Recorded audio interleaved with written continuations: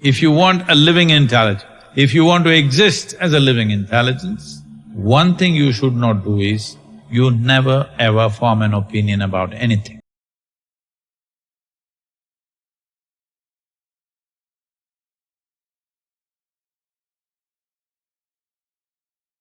If you look at the evolutionary dimension of life upon this planet, why a human being is dominating this world, though physically we are weaker than many other creatures on the planet, is simply because in some way we have become more competent than others. So the competence of being human is greatly reduced when there is no clear distinction between what is memory, what is imagination, what is sleep, what is wakefulness. There are 5 major points of receptivity in one's mind.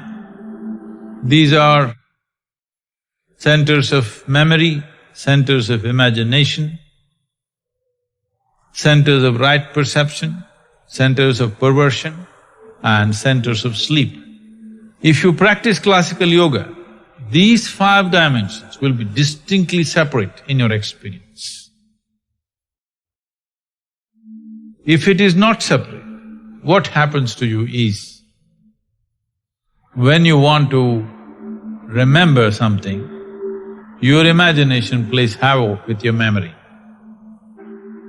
When you want to imagine something, your memory will constrain you from really proper dimension of imagination. When you want to sleep, you will have dreams. When you want to be awake, you will fall asleep. This causes a whole lot of confusion and inefficiency of life. I'm not talking about you being efficient in your profession or that also, yes, in that way also it manifests. But more than that, inefficiency of life.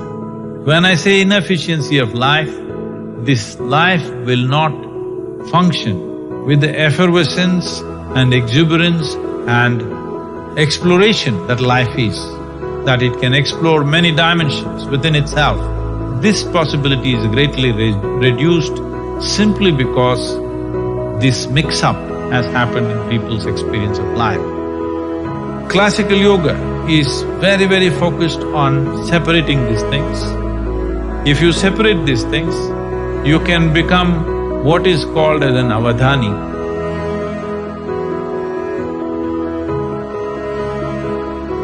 In ancient times there were many people, today there are a few.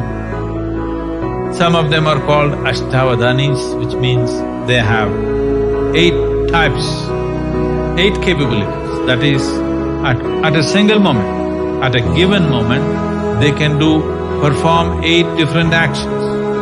Like they can compose poetry, at the same time they can do a very complex mathematical problem, at the same time they can smell perfumes and decide which is which, at the same time they can taste many things and say whatever they have to say about it, at the same time they can do many things like concerning with all the 5 senses of seeing, hearing, smelling, tasting and touching. Many actions they can perform at the same given time. 8 type of actions. If you can perform, you are called an ashtavadhani. If you can perform 10 types of actions, you are called a dashavadhani. If you can do 100 types of actions, you're called a shatavadhani. If you can do 1,000 types of actions, you're called a sahasravadhani. Sahasravadhanis have been very, very rare. People say that Agastya Muni was a sahasravadhani, that means he could do 1,008 things at the same time.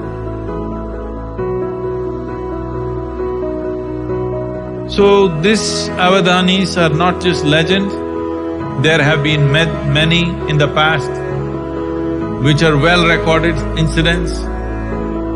Vidyapati in Andhra Pradesh was a dashavadhani. Through him, an entire culture of dashavadhanis developed in Andhra Pradesh. Even today in the villages of Andhra Pradesh, there are Ashtavadanis and Dashavadanis in quite a good number. Siddhachandra was a Shatavadani. He performed 100 types of actions under the scrutiny of Akbar's court, the Emperor Akbar's court. And he was honored for this and given the title of Shatavadani because he performed 100 functions. And in modern times, there have been people who have performed 100 different actions, like Ravichandra Bai, who was a Gujarati Jain, who is a Shatavadani. Tirukural Ramakanaga Subramaniam was Shodasavadani, that means he performed 16 actions at a time. These are all documented incidents, but there are many others who come from certain tribes who've been doing this.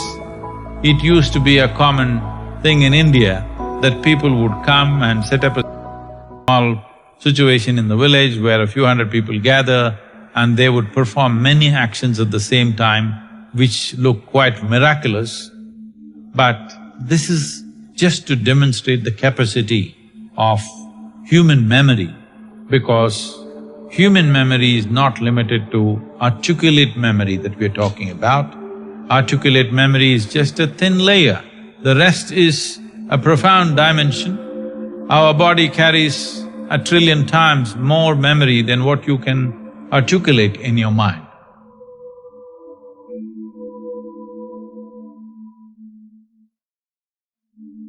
Today, there are many modern scientists, unfortunately, arguing that human brain is not capable of doing two things at the same time.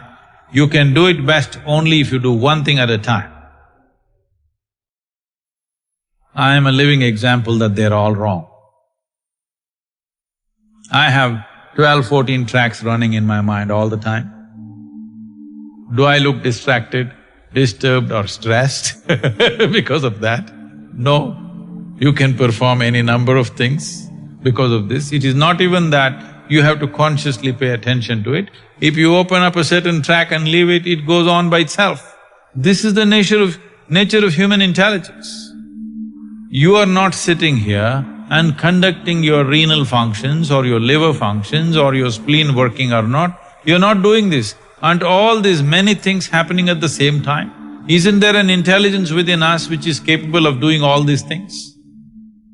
It is just that most human beings are understanding human intelligence as just as intellect. Intellect is only the surface aspect, it is a veneer in the huge volume of intelligence that makes us who we are, because we are made from within. All the intelligence that is needed to create this body, to create this life, is intrinsic to us. It is not something that happens from outside. It is intrinsic to us.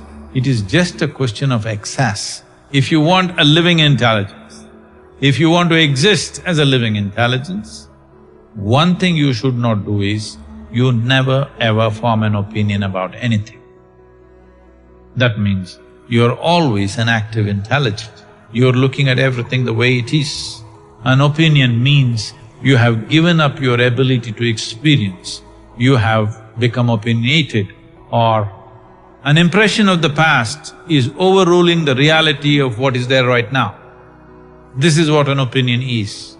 But unfortunately, we have created societies where unless you have an opinion, you're considered dumb or stupid because you have no opinion. But that's the smartest thing you can do, that is the most intelligent thing you can do, is that you did not subscribe to any opinion. You're willing to look at everything just the way it is.